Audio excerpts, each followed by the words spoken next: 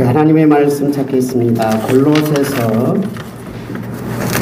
하나님의 말씀은 골로새서 3장입니다.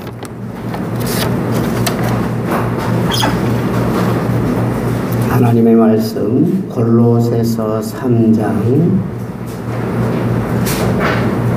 15절에서 17절까지 보시겠습니다.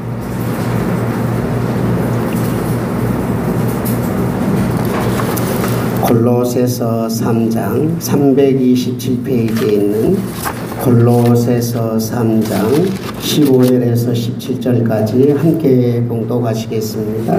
함께 보시겠습니다. 그리스도의 평강이 너희 마음을 주장하게 하라. 너희는 평강을 위하여 한 몸으로 부르심을 받았나니 너희는 또한 감사하는 자가 되라.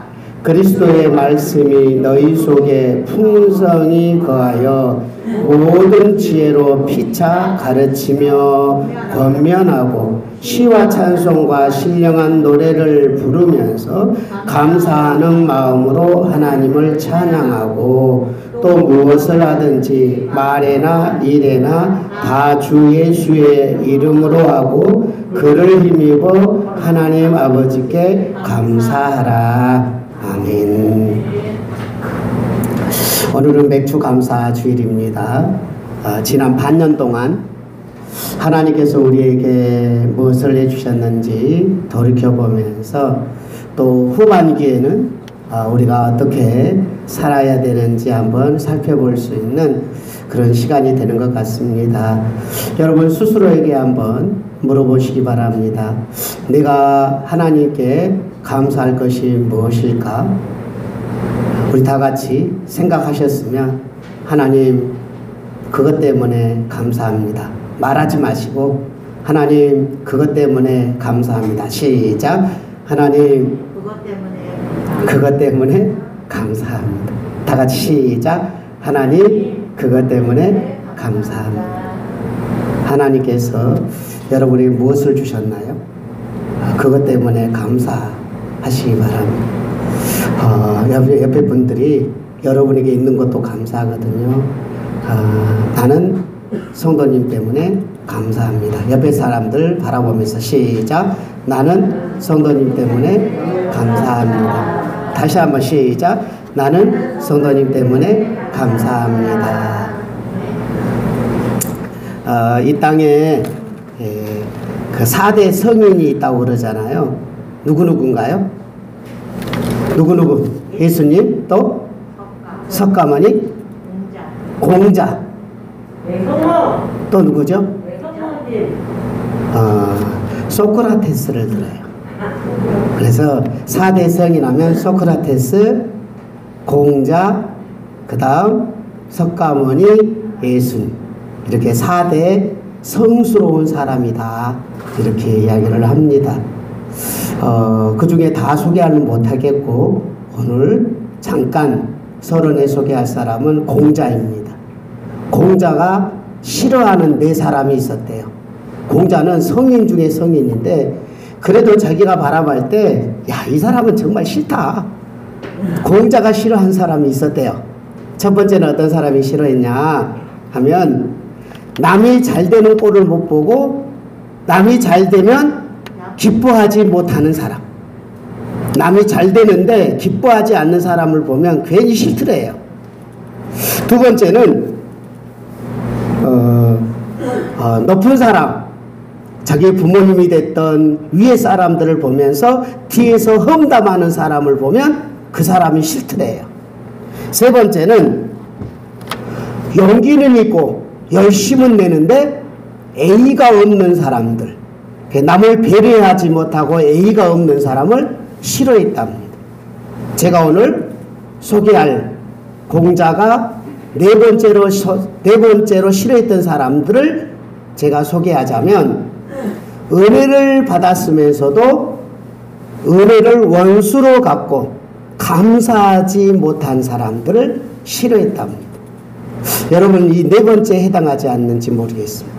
은혜를 받았는데 남의 도움을 받았는데 감사를 모른다. 그런 사람은 공자가 싫어해요. 4대 성인은 일반 모든 사람들이 야, 이 사람은 다 존경한다는 이야기죠. 공자가 말했던 것도 사람들은 다 우리 이치에 맞구나. 제가 왜 소크라테스를 사람들이 성인 중에 한 사람으로 넣나, 제가 좀 쭉 소크라테스가 이야기했던 것들을 다시 한번 제가 정리해 보면서 소크라테스가 성인 중에 한 사람에 들어가는 이유가 있었구나. 참 그 인간에게 필요한 삶을 참 많이 말했더라고요.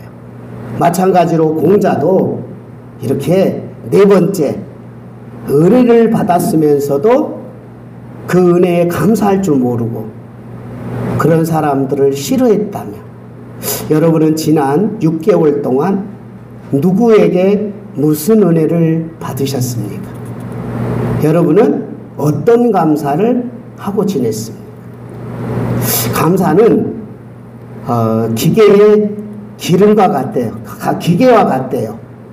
그래서 기계가 막 굴러가려면, 엔진이 막 돌아가려면 그 엔진이 돌아가도록 해주는 게 뭐죠? 윤활유가 있잖아요. 기름이 없으면 엔진이 돌아갈 수가 없어요. 그래서 기계가 돌아가도록 윤활유를 해주듯이 우리의 입술의 감사가 돌아가려면 반복적으로 계속 윤활유를 넣은 사람은 감사가 잘 나온대요. 그런데 감사를 전혀 안 하며 감사를 입에서 떼지 않는 사람은 절대 감사가 나오지 않는데요. 그래서 오늘 우리는 전반전을 마무리하면서 오늘 윤활유를 여러분에게 드리려고 합니다. 그래서 사람들에게든 아니면 특별히 오늘 저는 예수님께서 우리에게 주신 것이 무엇인지를 다시 한번 생각하면서 여러분의 입술에서 후반기에는 막 기름이 늘 감사의 이 기름이 넘쳐서 감사가 입에서 막 흘러나오는 그런 성도들이 되었으면 좋겠다라는 마음으로 맥주 감사주의 설교를 준비하였습니다. 나는 누구일까요? 여러분은 누구일까요? 여러분은 어떤 사람일까요? 오늘 본문 우리 골로새서 3장 12절을 같이 보도록 하겠습니다. 골로새서 3장 12절입니다. 시작. 그러므로 너희는 하나님이 택하사 거룩하고 사랑받은 자처럼 긍휼과 자비와 겸손과 온유와 오래참을 옷을 입고, 어떤 자처럼? 하나님의 사랑을 받은 자처럼 이런 옷을 입고 살아야 된다. 나는 누구냐 이 말이에요. 세 가지로 이야기하죠. 하나님이 택했다. 두 번째는 너희들은 거룩한 사람이 되었다. 세 번째는 하나님의 사랑을 받았다. 자, 많은 사람들이 있습니다. 세상에는 수십억의 사람들이 있고 여러분 친구들도 많잖아요. 그런데 다 하나님을 알지는 않아요. 다 예수님을 믿지는 않아요. 모든 사람에게 하나님을 알 수 있는 그 시간을 모든 사람에게 주지 않아요. 어떤 친구는 평생 예수님의 이야기를 한 번도 듣지 못한 사람들도 있어요. 근데 어떤 사람들은 기독교 집안에서 자라면서 하나님에 대해서, 예수님에 대해서 무궁무진하게 듣고 그 하나님의 사랑을 느끼는 사람도 있어요. 하나님을 너무도 사랑하는 그런 사람들 밑에서 그 하나님의 사랑을 공급받는 사람도 있어요. 그런데 하나님께서 그 많은 사람들 중에 여러분을 택하셨다라고 에베소서 1장은 이야기해요. 언제 택했느냐? 창세 전에 여러분이 태어날 걸 하나님이 아셨대요. 그래서 나는 하나님이 나를 택했다. 그래서 이 가정에 태어나게 하셨고, 나를 택해서 이 환경에 있게 하셨고, 나를 택해서 우리들 교회 성도로 자라나게 하셨고 나를 택해서 이곳에서 주셨는데 누가 택하셨느냐? 하나님이 택했대요. 여러분이 하나님을 믿은 게 아니고 하나님이 여러분을 택했대요. 아멘이십니까? 아멘이 안 됐죠? 그러면 하나님이 나를 택했다고 아는 사람은 아멘이 나오고 그 많은 사람들 중에 하나님이 나를 정말 택했나? 그걸 택했다고 생각하면 아멘하고 감사가 나오지만 나를 택했는지 안 택했는지 모르면 감사는 안 나오잖아요. 두 번째, 하나님께서 여러분을 특별히 구별했대요. 구별한다는 말이 거룩한다는 말이에요. 거룩하다는 말은 우리가 죄와 멀리하고 또 이렇게 깨끗하게 살고 이것을 우리나라 단어로 거룩이라고 말하는데 성경에서 말하는 거룩은 저 사람들과 구별됐다고 생각하는. 그러니까 여러분들은 저 사람들은 저렇게 살아가는데 나는 하나님 모시고 예수님 모시고 산다. 이런 사람은 거룩한 사람이래. 구별된단 말이야. 저 사람들하고 구별됐다. 그래서 같이 세상 사람들과 같이 여행을 가고 함께 직장에 다니고 함께 공부를 하고 함께 밥을 먹고 식당에서 먹지만 저 친구들과 나는 달라. 나는 하나님이 구별해 놓았어. 이렇게 생각하는 사람은 하나님의 구별된 그것을 보고 어떤 마음이 들까요? 다른 사람들을 바라보면서 감사하죠. 나는 구별됐네? 저 사람들하고 다르게 하시네? 나는 특별 대우하시네? 하나님이 나의 아버지가 되시고 저 사람은 하나님의 아버지가 안 되네? 나는 다르구나. 그런 사람은 감사가 일어나지요. 세 번째는 하나님이 사랑해 주는 사람이 있대요. 저 사람은 하나님의 특별한 사랑을 안 주셨대요. 나는 사랑을 받았대요. 그래서 나는 하나님의 사랑을 받았기 때문에 나는 하나님의 사랑을 받고 있어. 저 사람은 하나님의 사랑을 못 받네. 나는 하나님의 사랑을 받고 있습니다. 그런 사람은 어떤 마음이 일어나겠어요? 감사가 일어나지요. 과연 하나님이 여러분을 택했을까요? 하나님이 여러분을 구별되게 거룩하게 해주셨나요? 하나님이 여러분을 특별히 사랑하시나요? 하나님의 택하심과 거룩하심과 사랑을 받지 않는 사람에게 나타나는 증상을 골로새서 9절에 나옵니다. 자, 5절 같이 보도록 하겠습니다. 5절 시작. 그러므로 땅에 있는 지체를 죽이라. 곧 음란과 부정과 사욕과 악한 정욕과 탐심이니 탐심은 우상 숭배니라. 이것들로 말미암아 하나님의 진노가 임하느니라. 하나님은 위에서 전 세계를 다스리고 계시고 통치하시고 계시고 과거의 창조부터 지금까지 온 세상을 하나님께서 다스리고 계신 그분이 하나님이십니다. 여러분은 하나님을 믿으십니까? 그러면 하나님께서 하시는 일들 중에 하나님의 진노가 있어요. 하나님이 벌을 내리실까요? 안 내리실까요? 하나님은 사랑이 많으니까 하나님은 벌을 안 내리신다 그러면 그 하나님은 재판장이 아니시지요. 사탄은 벌을 내리는 존재고 하나님은 벌을 안 준다. 그런 의미는 사탄에게 사탄과 하나님이 싸우는 게 아니에요. 사탄은 누구 아래에 있느냐면 하나님 아래에 있어요. 사탄이 여러분들에게 저주를 내리고 여러분들이 복을 못 받게 하고 여러분을 괴롭히는데 사탄이 사람들을 동원하면서 사탄이 일을 할 때 하나님께서 가만히 계신대요. 그것을 뭐라고 말하냐? 강과라고 합니다.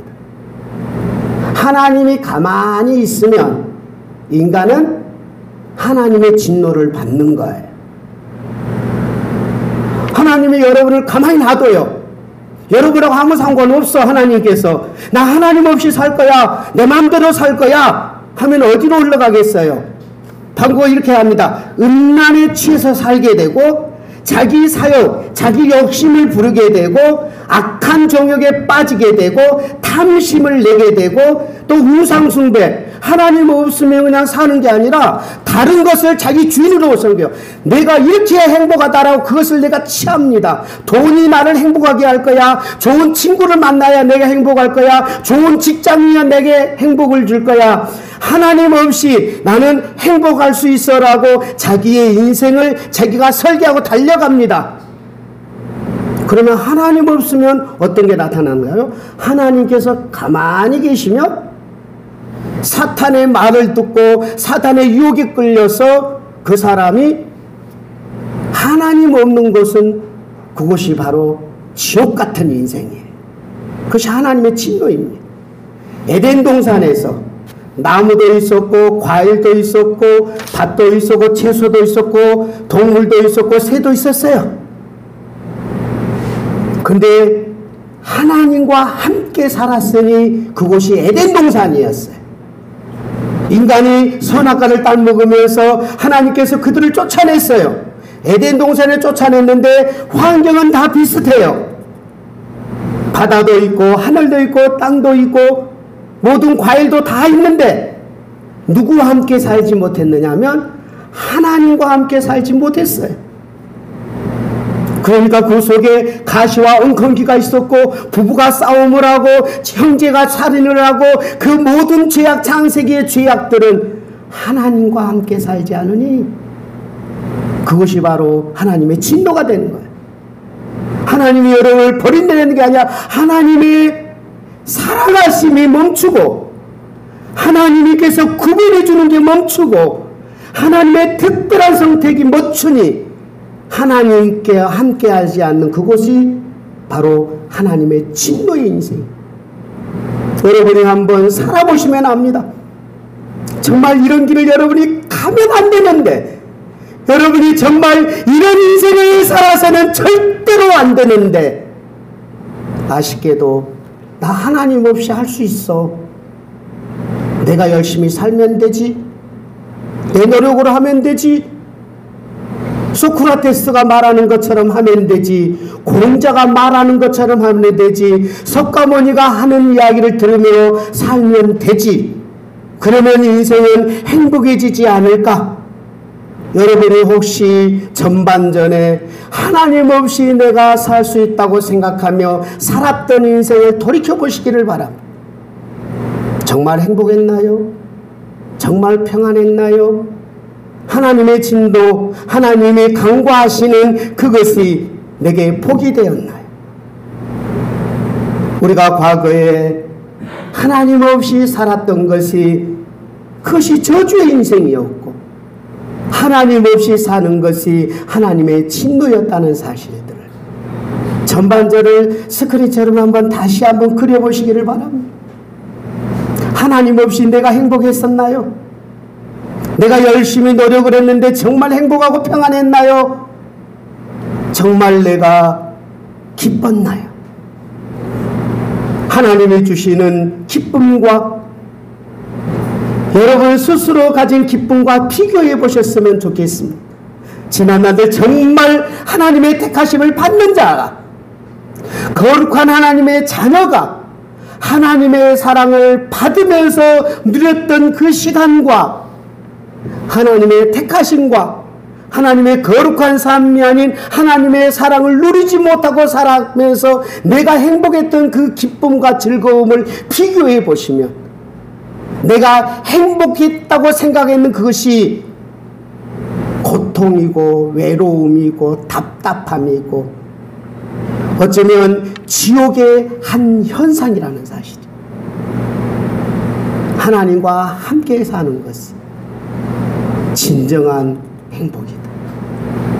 그래서 성경에서는 끊임없이 너희가 새 사람이 되었고 하나님의 백성이 되었으니 너희가 이르렀을 때 너희들이 진정한 행복이다 하고 다시 한번 12절을 같이 보도록 하겠습니다.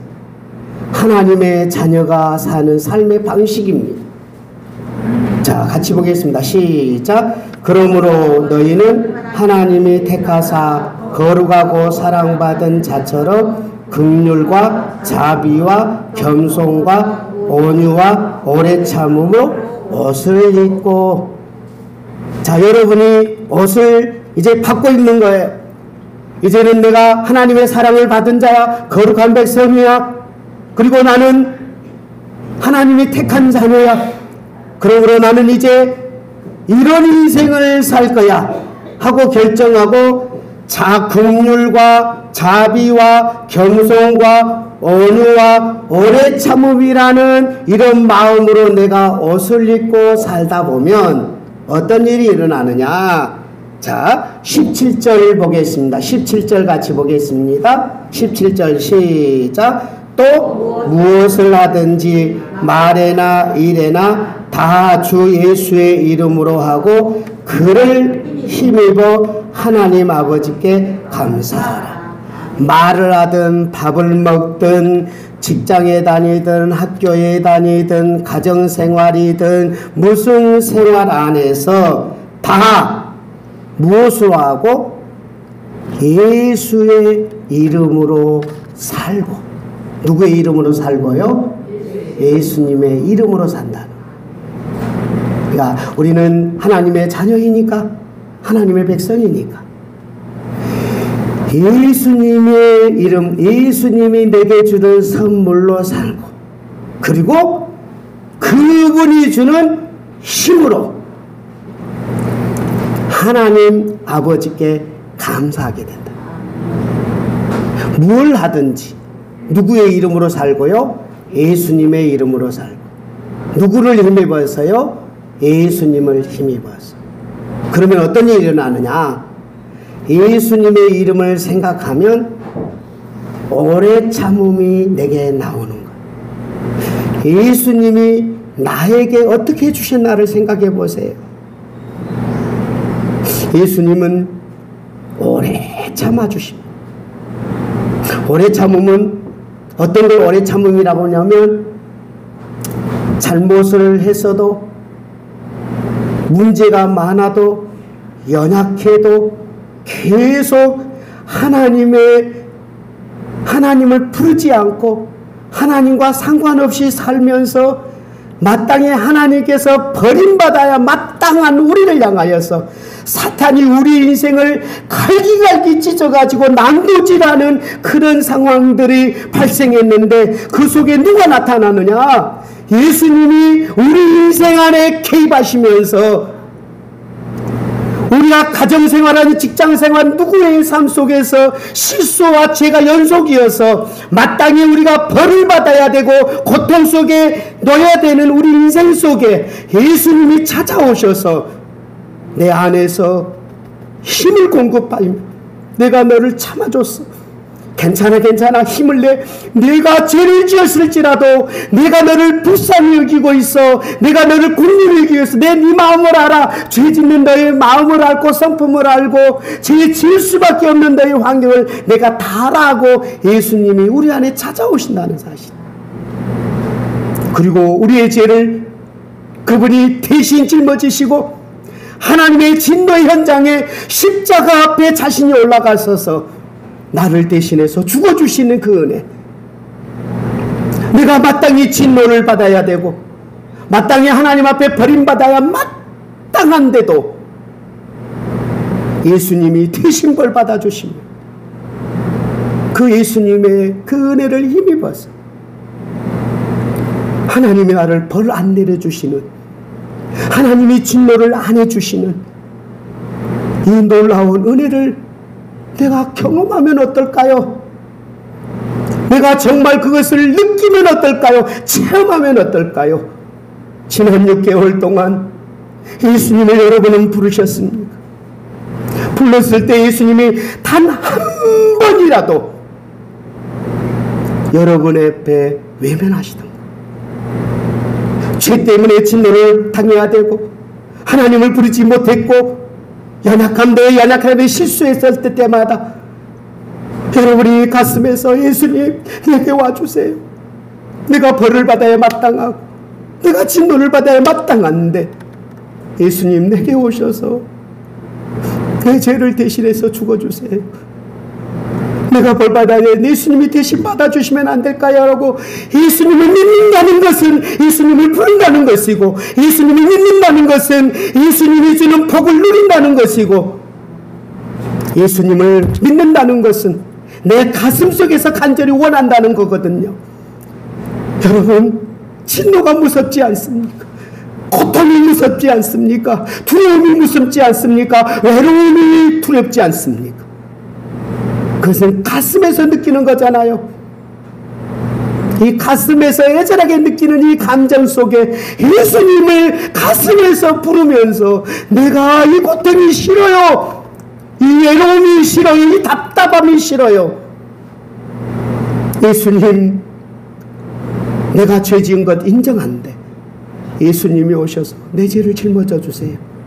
그것이 바로 주 예수를 믿으라.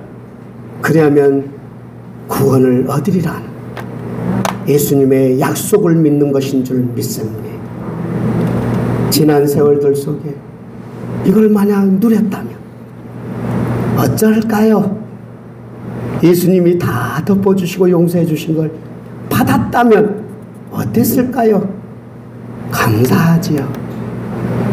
나는 우리들 교회 성도들이 후반기에는 이 예수님의 이름을 부르고 예수님의 이름을 의지해서, 그분의 힘을 의지해서 하나님께 감사가 철철 넘치는 여러분이 되시기를 바랍니다. 우리 한번, 두 번째, 우리는 어디 집중해야 되는지 다시 한번 16절을 같이 보도록 하겠습니다. 16절 시작. 그리스도의 말씀이 너희 속에 풍성히 거하여 모든 지혜로 피차 가르치며 권면하고 시와 찬송과 신령한 노래를 부르며 감사하는 마음으로 하나님을 찬양하고.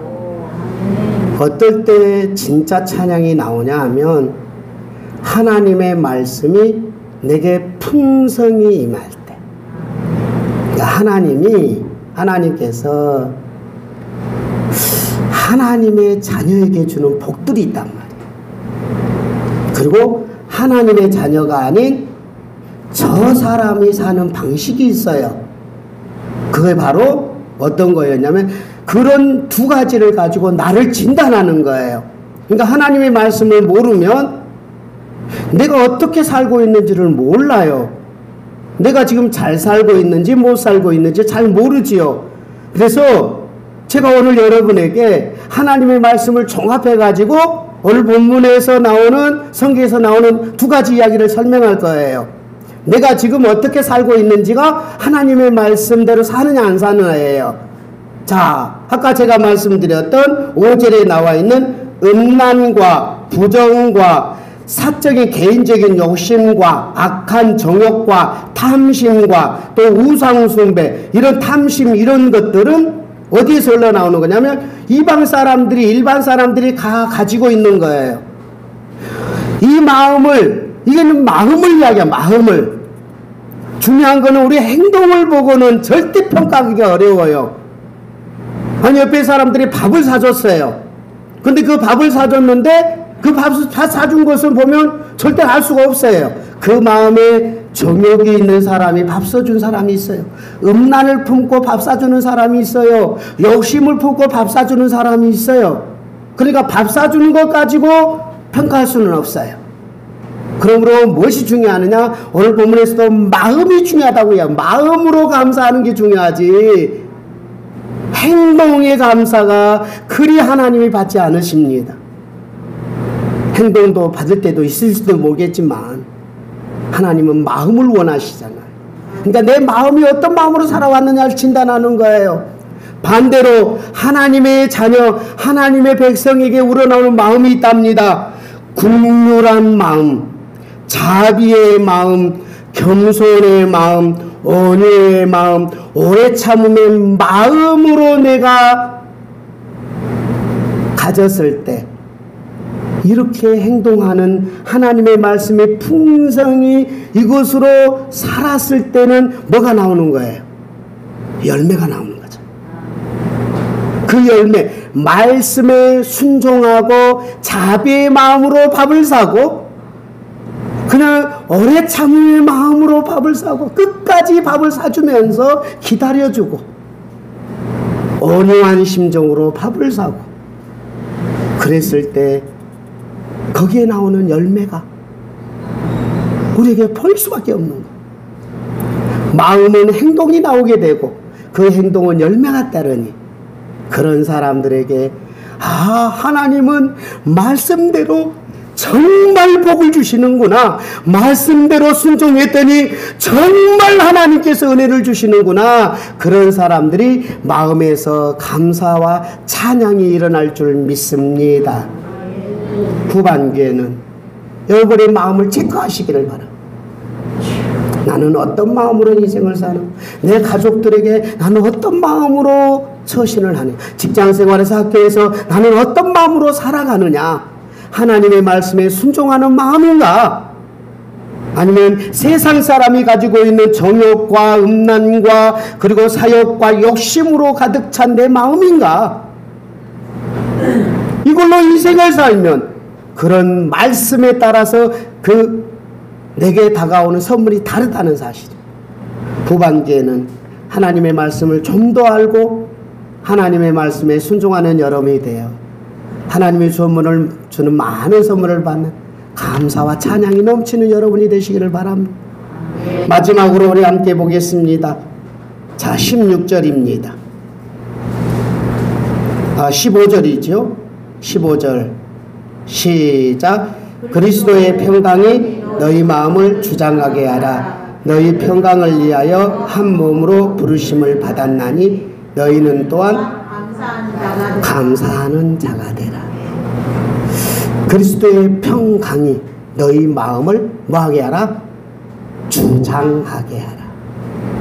여러분의 주된 마음에서 평강, 행복이 넘치고 평안한 누구로 통해서? 그리스도로 통해서 주신 선물. 예수님이 주는 선물이 평안입니다. 인간에게 있어서 지난날에 행복 평안에 대한 설교를 여러분하고 말씀을 나누었는데, 여러분이 화려하지 않더라도 다른 사람에게 잘 나가지 못하고 많은 것 같지 않았을지라도 예수님이 여러분의 인생에 단 한순간도 외면하지 않고